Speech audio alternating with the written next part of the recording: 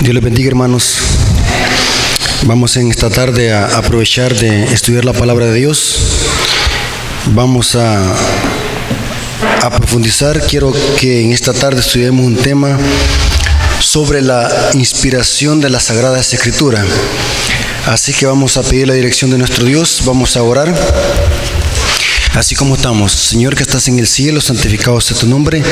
Gracias por permitirnos en esta tarde estar aquí en este lugar para estudiar tu palabra y glorificar tu nombre.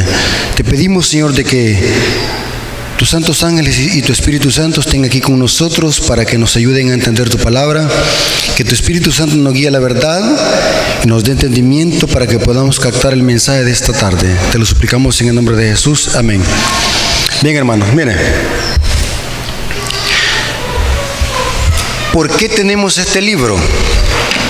Noten lo que voy a decir. Más de 25 siglos no hubo inspiración, no hubo palabra de Dios escrita.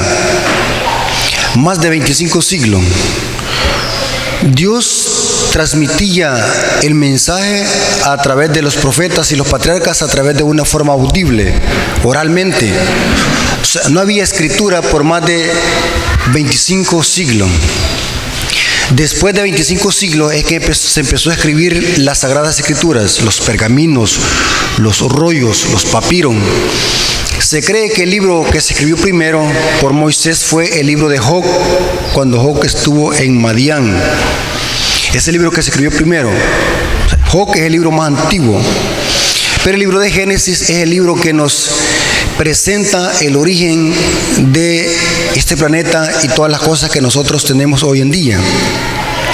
Ahora, hermanos, en esta tarde quiero que hablemos acerca del origen de las Escrituras. ¿Por qué tenemos este libro en nuestras manos? Y quiero decirles algo muy importante, hermanos. La Biblia no cayó del cielo así como la tenemos. No fue Dios que dijo, bueno, le voy a bajar un libro y se lo voy a dar a los seres humanos. No. El procedimiento de las Escrituras ha tenido un proceso muy largo, muy profundo.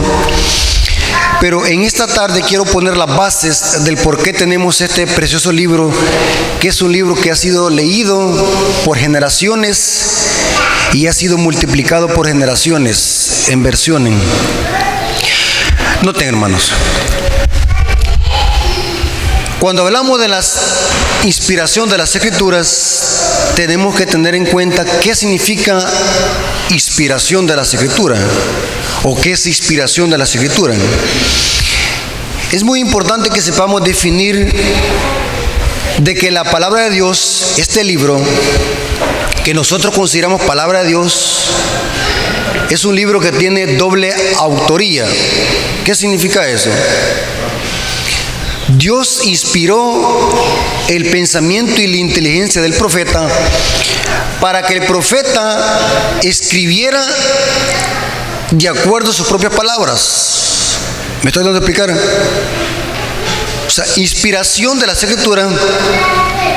No estamos hablando de que Dios le dijo al profeta o le dictó al profeta palabra, sino que Dios le dictó al profeta o le inspiró al profeta el pensamiento para que el profeta hiciera uso de sus propias palabras y así poder escribir su libro o su carta en su tiempo. O sea, la palabra de Dios es inspiración de Dios en palabras humanas. En ese sentido, la Biblia tiene doble autoría. Dios no dictó palabra, sino que lo que hizo es inspirar al profeta, inspirarlo. Esa palabra inspirar significa soplar. Le inspiró la inteligencia para que el profeta pudiera escribir con sus propias palabras. Les voy a explicar por qué razón. Se conoce el idioma de Dios, cómo Dios habla, no se conoce. Nosotros no sabemos si Dios habla en arameo o en griego o en hebreo o de tantos idiomas que existen en el mundo. No se conoce el idioma celestial. Por lo tanto, Dios con su propio idioma no se puede comunicar con los seres humanos. Así que usa a un profeta para que el profeta pueda transmitir la inspiración que Dios le dio en la inteligencia del profeta, para que el profeta pueda transmitir el mensaje usando sus propias palabras. ¿Me doy a explicar, hermano? ¿Me estoy dando a explicar? ¿Me están entendiendo? O sea, en la Biblia no tenemos palabras de Dios. En la Biblia tenemos palabras humanas del profeta. ¿Me doy a explicar? Les voy a leer 2 citas que demuestran esto. Noten cómo dice 2 de Pedro, capítulo 1, versículo 20 al 21, dice: entendiendo primero esto, que ninguna profecía de la Escritura es de interpretación privada, porque nunca la profecía fue traída por voluntad humana, sino que los santos hombres de Dios hablaron siendo. Noten que Dios no inspiró las palabras, sino que inspiró ¿a quién? Al profeta, siendo inspirados por el Espíritu Santo. En ese contexto podemos leer ahora lo que dice 2 Timoteo capítulo 3 versículo 16 al 17. Noten cómo dice: toda escritura es inspiración de Dios. Esa palabra inspiración es soplar. Dios sopló al profeta, Dios le sopló al profeta la inteligencia, la mente, para que el profeta pudiera transmitir ese mensaje con sus propias palabras. Y en ese caso el profeta podía hacer uso de lo que tenía a su alcance. Por ejemplo, el profeta podía hacer uso de su cultura. Por eso es que en la Biblia debemos de entenderla desde la cultura en que se escribió. En la Biblia tenemos refranes que los profetas usaban. Tenemos dichos. Tenemos hasta parábolas seculares. Por ejemplo, la parábola del rico y Lázaro es una historia egipcia que Jesús la tomó para enseñarle una enseñanza a los fariseos hipócritas. ¿Y qué diríamos del libro de Apocalipsis? El libro de Apocalipsis tiene muchas referencias a un libro pseudoepígrafo llamado el libro de Enoch, un libro que no es inspirado. Judas también cita el libro de Enoch. Y podríamos hablar de muchos ejemplos bíblicos donde los profetas hacían uso de su cultura, de dichos, frases, refranes, para poder transmitir el mensaje a su generación en la que ellos vivían. Lo que Dios velaba, hermanos, era de que el mensaje no se fuera a distorsionar. No importaba lo que el profeta pudiera hacer uso, ya sea refranes, dichos, palabras y un montón de su cultura, de su tiempo, donde los profetas la tomaban para poderla dar el mensaje en su tiempo. ¿Y qué diríamos del apóstol Pablo, hermanos? El apóstol Pablo, en Hechos 17, para darles un sermón a los atenienses, no citó ningún versículo bíblico. Si no saben qué es lo que citó el apóstol Pablo, solo filósofos griegos, a modo de cuando los atenienses oyeron a Pablo, se quedaron impactados al ver la sabiduría de Pablo y cómo conocía la cultura de los atenienses y los filósofos griegos. Y nosotros le llamamos palabra de Dios. Imagínense que en ese discurso del apóstol Pablo, en Hechos 17, tuvo que citar aún hasta frases del dios Zeus que adoraban los griegos. El apóstol Pablo en Tito cita también muchas frases de filósofos griegos. Y nosotros decimos, es palabra de Dios, y el apóstol Pablo está citando filósofos griegos.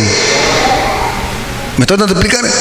Eso significa que Dios no inspiró las palabras de la Biblia, sino que lo que inspiró fue que el pensamiento del profeta, para que el profeta, henchido con el Espíritu Santo, podía hacer uso de cultura, podía citar libros que no eran inspirados, podía citar proverbios, podía citar dichos, etcétera, refranes, etcétera.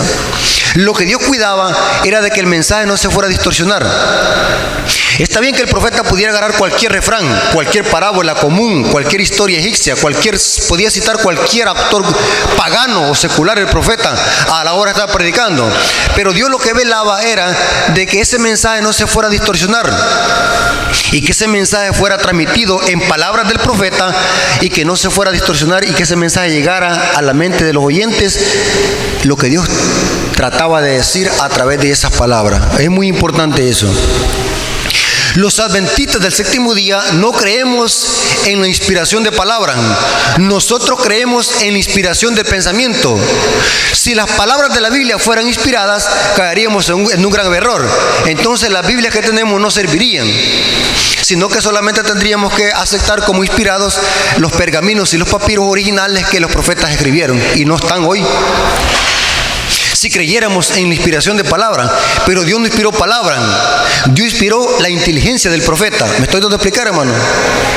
Sí. Ahora, les voy a leer 2 citas del Espíritu de Profecía que corroboran esto.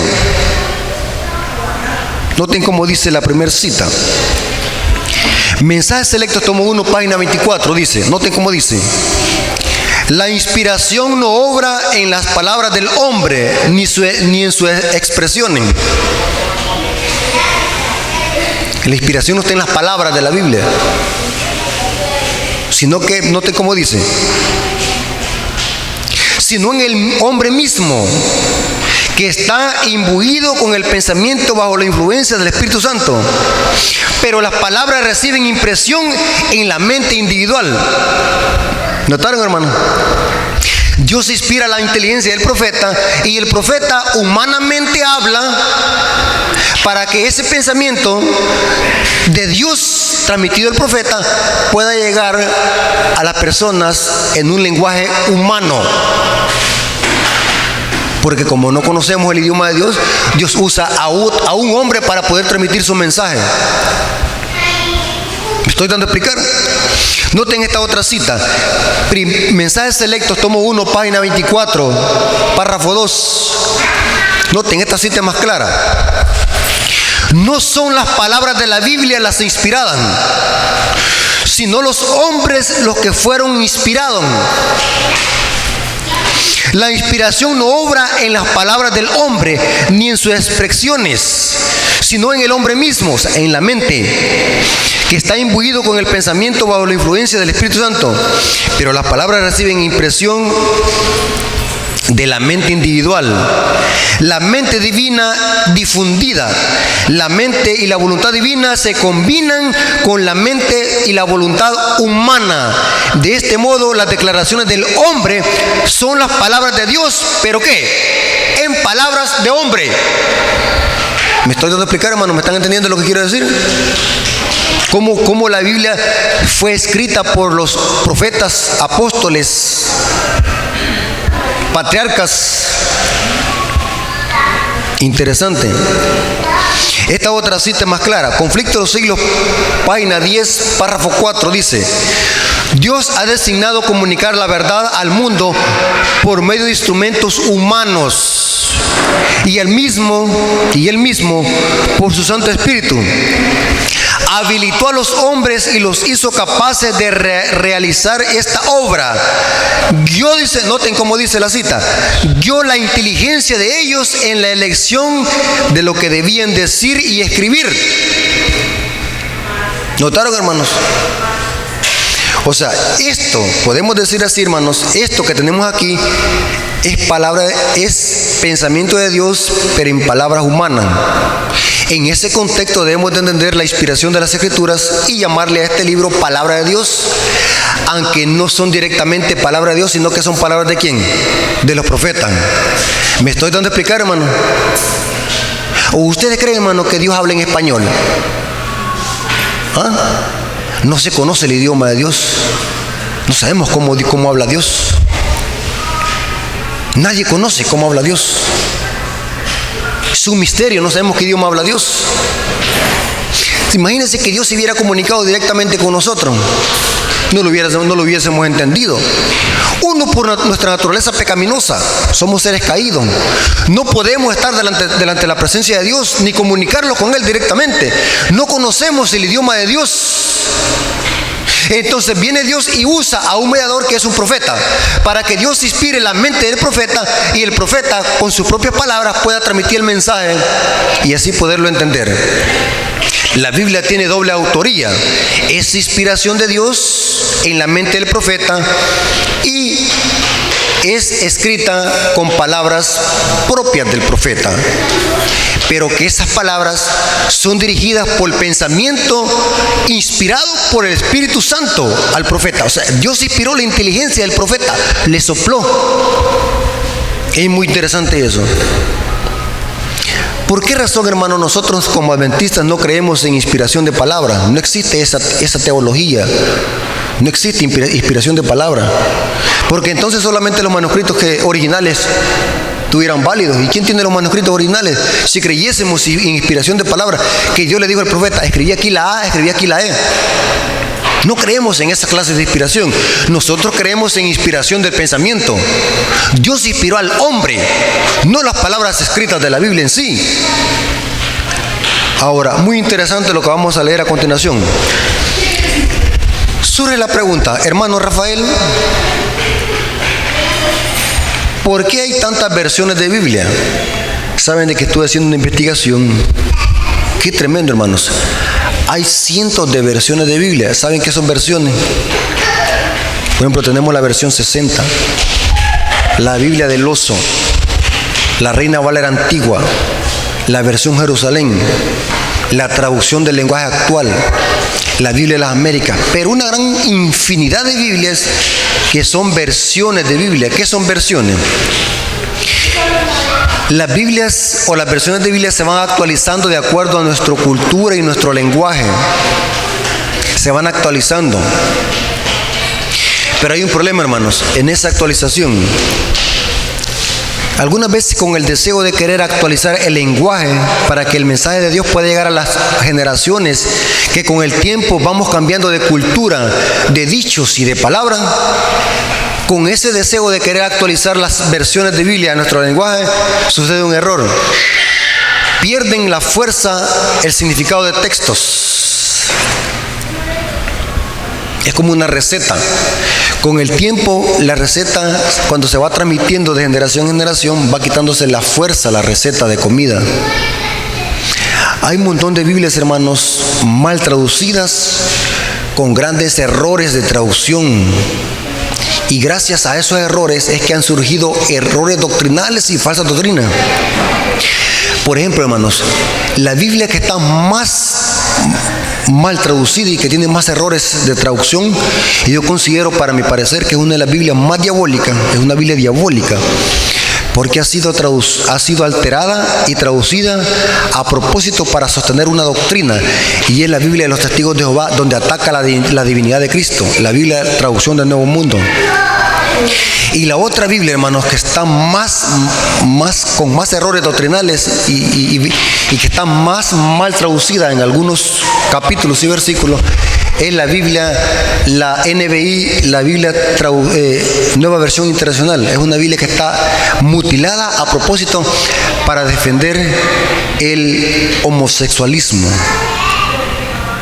Hice un estudio profundo de eso, hermano, donde esta Biblia NBI, hermano, en lugar de decir ni los afeminados entrarán al reino de los cielos, la palabra afeminado en esta Biblia fue quitada en todos los versículos. ¿Y saben cómo dice? En todos los versículos donde tendría que aparecer la palabra afeminado, los pervertidos sexuales, una palabra ambigua, porque un pervertido sexual puede ser un adúltero, un fornicario, alguien que mire pornografía, etcétera, etcétera. En cambio, un afeminado va directamente a un pecado específico, y es a los que se echan con quién. Porque la historia dice que los que estuvieron detrás de esta traducción NBI eran personas que apoyaban a esta clase de género, inclusive que les gustaba esta clase de pecado. Ahora, y usted me va a decir, hermano Rafael, ¿esto qué tiene que ver con lo que está predicando? Les voy a explicar por qué. Aunque las Biblias que tenemos, noten lo que voy a decir y pongan atención para que no me vayan a malinterpretar. La palabra de Dios es perfecta y no tiene errores. Los errores están en las versiones de Biblia y en las traducciones. ¿Me doy a explicar? Sí, me doy a explicar, hermano. Que lo que tiene error son las traducciones de Biblia, no la palabra de Dios. Les voy a leer una cita del Espíritu de Profecía donde corrobora esto. Esta cita está en el libro Historia de la Redención, página 410. Noten cómo dice: vi que Dios había protegido la Biblia en forma especial. Este libro, hermanos, ha sufrido ataques mortíferos por Satanás, usando a sistemas políticos y religiosos para atacarlo. Han habido derramamientos de sangre por este libro, por preservar este libro. Usted tiene una Biblia hoy, hermano, no cree que esta Biblia la llega a tener fácilmente. Han habido gente que han sufrido martirios y persecuciones por preservar este libro. Pero Dios en su providencia divina, ha cuidado este libro. Y noten cómo dice: vi que Dios había protegido la Biblia en forma especial. Sin embargo, dice, cuando solo habían pocos ejemplares, algunos eruditos en cierto caso modificaron las palabras con la idea de aclarar su sentido, pero en realidad estaban confundiendo lo que era claro al torcer su significado para que concordara con sus opiniones establecidas, condicionadas a su vez por la tradición. Pero noten cómo dice,